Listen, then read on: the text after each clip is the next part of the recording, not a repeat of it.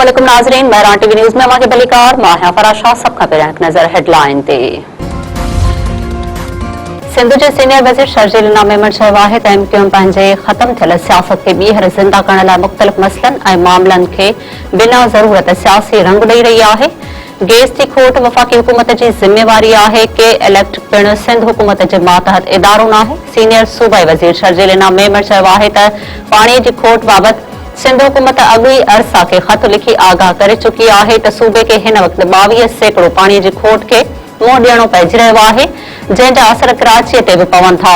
MQM वफ़ाक़ी हुकूमत जे मामलनि ऐं मसइलनि खे बि सिंध हुकूमत जे खाते में विझण जी कोशिश करे थी। कराचीअ में एमक्यूएम जी सियासत जो मुहवर मसइलनि जो हल ॻोल्हण बदिरां उन्हनि खे सियासी मक़सदनि लाइ इस्तेमाल करणु रहियो आहे।